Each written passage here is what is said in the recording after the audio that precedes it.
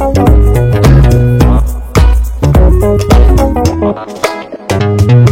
Everyone, welcome back to Pragati's corner. तर जशी मला पहिली ऑर्डर मिळाली होती वेडिंग फ्रेमची, तर त्यांनीच मला जसं मी ते पहिली ऑर्डर कंप्लीट केली, त्यांना पिक पाठवले, तसंच त्यांनी दुसरी पण ऑर्डर दिली की मला आणखीन एक फ्रेम बनवून पाहिजे आहे. तर मग मी त्यांना विचारलं की ठीक आहे, आपण बनवूया, पण खणाची जी कपडा होता त्याशिवाय मी त्यांना सांगितलं की थोडंसं अल्टर वेगळा कपडा वापरून तुम्हाला दाखवू का. मग मी त्यांना 2-3 प्रकारचे कपडे जे आहेत ते त्यांना पिक पाठवलं आणि सांगितलं की यामधलं एखादं सिलेक्ट करा, म्हणजे छान वाटेल. तर त्यांनी सांगितलं की तुम्हाला जे वाटतं ते करा. त्यांनी हे ब्ल्यू कलरचं सिलेक्ट केलं फॅब्रिक. ह्यामध्ये थोडीशी शाईन असते ह्या फॅब्रिकमध्ये आणि प्लेन सरफेस असल्यामुळे थोडंसं छान दिसेल असं मला वाटलं आणि मग मी हे सिलेक्ट केलं. पण ज्यावेळी मी तयार करायला फ्रेम घेतली त्यावेळी मला जाणवलं की हे कपडा खूप असा सटकाच होता. मग मला टेन्शन आलं की आता ही फ्रेमला व्यवस्थित बसेल की नाही. मग कसं मी म्हटलं की आता काही असो, जेवढा जास्त ग्लू वापरता येतील तेवढा जास्त मी वापरणार, पण आता हे चिटकलं तरी पाहिजे. मी व्यवस्थित जास्त ग्लू वापरला आणि हे व्यवस्थित बसलं. तर त्यांना आणखीन मी विचारलं की काही अल्टरनेशन करायचं आहे का, ह्यामध्ये काही नवीन करायचं असेल तर तसं तुम्ही सांगा. ते म्हटलं नाही, तुम्हाला पाहिजे तसं करा, तुम्ही केलेलं मला आवडलेलं आहे, तर तुम्हाला जर वाटलं नवीन काही करायचं असेल तर तुम्ही करा. मग मी जेवढं मला असं वाटत होतं की नवीन काहीतरी करावं, पण फ्रेमची साईज ही खूप मोठी नसते आणि जास्त भरल्यानंतरही छान नाही वाटणार. त्यामुळं मग मी अशा पद्धतीने याला लूक दिला. पहिलं तर मी हे फॅब्रिक सगळं व्यवस्थित लावून घेतलं.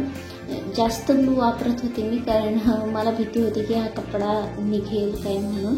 तर मी जास्त ग्लू वापरला आणि ह्या फ्रेम बनवण्यासाठी जे काही प्रोडक्ट लागतात ते प्रोडक्टची लिंक मी डिस्क्रिप्शन बॉक्समध्ये देईन किंवा तुम्ही कम्युनिटी पोस्टमध्ये जाऊन तुम्हाला पाहिजे असेल तर तुम्ही पाहू शकता. तिथे मी या सगळ्या मटेरियलची लिंक देईन.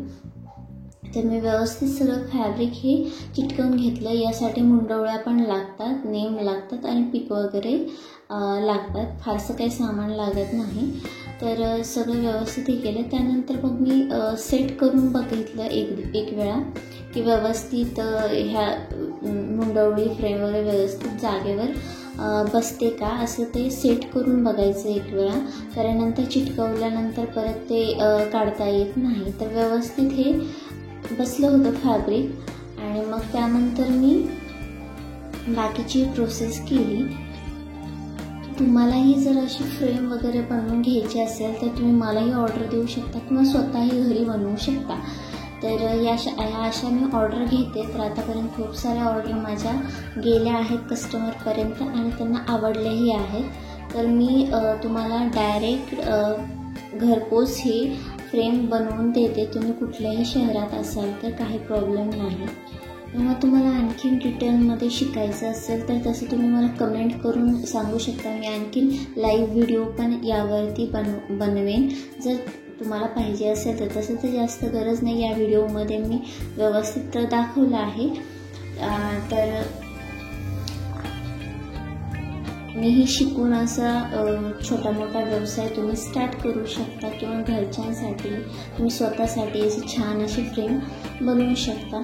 पण माझं एक म्हणणं आहे की तुम्ही कुठलंही काम करा, सुरुवातीला थोडी मेहनत लागतेच, आणि पण जर तुम्ही बाहेरचं घेत असाल काम तर तुम्ही जेवढं परफेक्ट करता येईल तेवढं करा, कारण मेहनत तुमची दिसली पाहिजे त्या कामामध्ये. जर तुम्ही मेहनत करता, व्यवस्थित सगळ्या गोष्टी करत आहात तर तुम्हाला नक्कीच त्याचा फायदा होणार आहे.